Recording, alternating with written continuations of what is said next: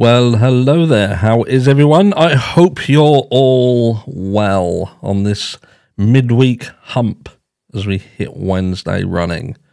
And what is the news? Well, if you check in the description of this video, my main man Pascal has done a video on this exact subject. My brother from another mother from across the pond, go check it out. But I thought I'd wade in and put my tuppence worth in. You know, little bit of a different accent. Spiffing.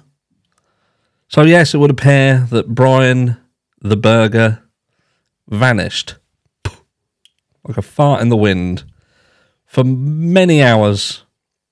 And look, when I say many hours, I say many hours because when you're talking about someone who, in the eyes of the law, is the guy, is the man, is the one who had unalived 4 university students in a horrendous act of utter violence.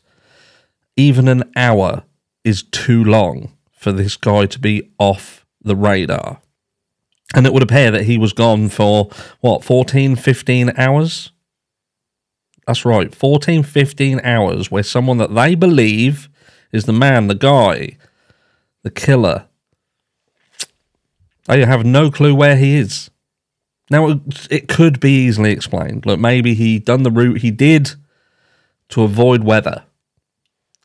Maybe he did the route he did because he wanted to hide something, perhaps dispose of something. But we'll never know because apparently the FBI, multiple law enforcement agencies, the eyes in the skies, the things and systems set in place to protect us and keep us safe just don't have the ability to follow Bryan Kohberger. Let's have a look at the article. Let's have a look together. Let's read it, see what actually happened. So, if we scan back down here, look. There we go. Bryan Kohberger appeared to vanish. Remember? Fart in the wind. For several hours while he was under surveillance by police investigating the University of Idaho murders. It's been revealed. Revealed now. Not revealed while he was gone. And I don't know whether they thought about perhaps giving the survivors of that attack the heads up to say, look, we have a suspect and we have no idea where he is. Where are you? Are you safe? And putting, maybe, who knows? Maybe we'll learn later that they were indeed safe, but it doesn't appear to be the case considering that, what was it, Steve Gonsalves said that he was unaware that they had Bryan Kohberger in their sights early on, so who knows? Who knows what really happens? So, surveillance teams had been tasked with keeping eyes on the 28-year-old criminology PhD student after he became a person of interest in the 13th of November murders of Kaylee Gonsalves, Madison Mogan, Xana Knodel, and Ethan Chapin in Moscow, Idaho.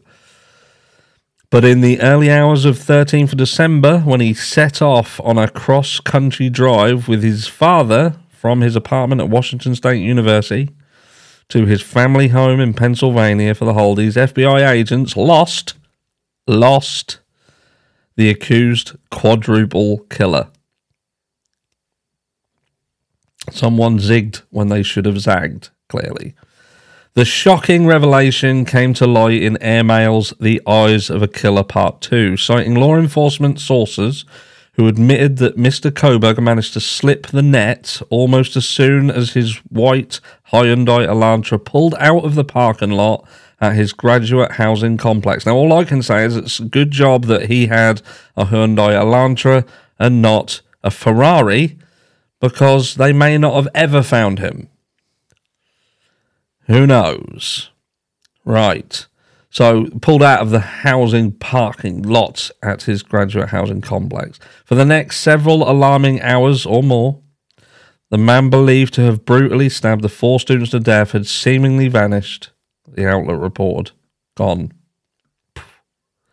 Investigators desperately scoured automated license plate readers, the ALPRs, in nearby states to try to find any signs as to Mr. Kohberger's car driving through.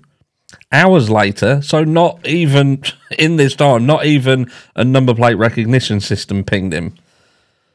It took 15 hours for even these systems. I'll tell you what, it's different in England. You've only got to do 33 in a 30, and you've been pinged by 15 cameras, trust me. So I don't know what the fuck is going on. Is going on here. So hours later, his car finally pinged in Loma, Colorado, around 900 miles away from Pullman. So this guy has gone 900 miles under the radar. And the surveillance operation resumed. But it's unclear how long Mr. Kohberger's movements were unknown, but his roughly 15-hour drive from Pullman to Loma. The route the father and son duo took across the US was not the most direct journey, something that reportedly came at Mr. Kohberger's insistence and for some unknown reason. Not sure who told him that. Maybe, is it Papa Kohberger? I think that's what my main man Pascal calls him, Papa Kohberger. His father, Michael, later told a mechanic that he had looked up the route to Pennsylvania and found the quickest route down the I-90 interstate, reported Air Mail. The journey would have taken around 36 hours.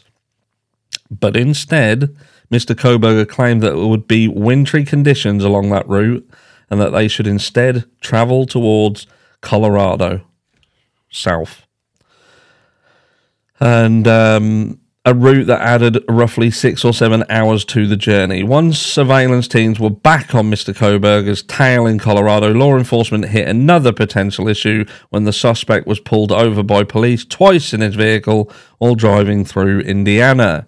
Both stops took place just minutes apart on the 15th of December, which was around, well, it was that the day that Bryan Kohberger was killed on campus as well. One time by county police and the other by state police for driving too close to a vehicle in front.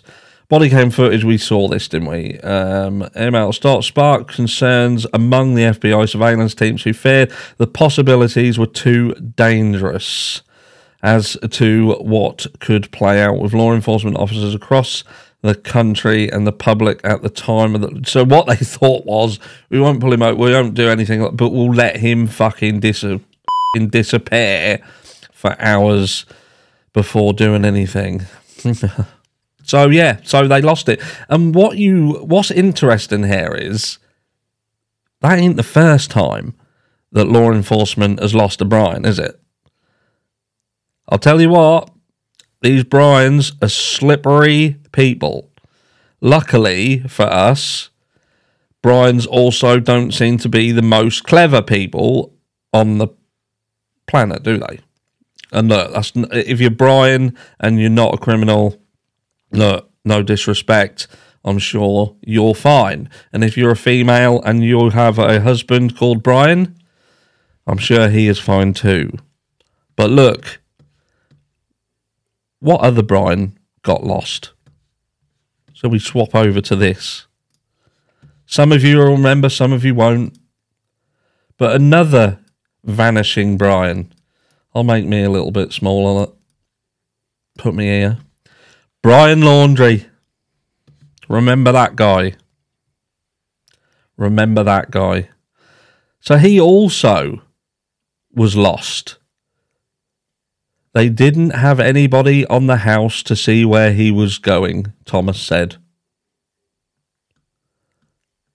He believes it was most likely a matter of manpower. I will guarantee you that Northport PD does not have the resources, Dr. Thomas says. I know they've had to call in the sheriff's office, maybe a couple of departments, to run 24-hour surveillance. I just don't think local law enforcement has the manpower to keep someone in pocket or keep someone under wraps 24 hours a day, 7 days a week. What do you think of that then? They don't have the resources and the funds to keep an eye on people who could potentially be a danger to the public. They can look over there while they off over there and disappear for 900 100 hours, and I'm guessing they don't have the manpower to pick up the phone and warn potential people who are in danger. Maybe more will come out, but look, law enforcement need to get better. You know, these kind of issues, these kind of things are going to play a part in this trial. They need to have all their ducks in a row. And what is going to be a key component of this case is going to be how law enforcement handled everything, including the searching of the property, how they handled the evidence. And if the defense can prove that the way in which this case was handled was unprofessional and mistakes were made, then they could potentially prove that by pointing the finger at Bryan Kohberger, that was also a mistake. And it was a mistake that they made because they were not operating correctly. Watch this space. Let me know down below what you think, and I'll catch you tonight in the live, the Mental Health Live. Come and have a chat. I'll catch you all there.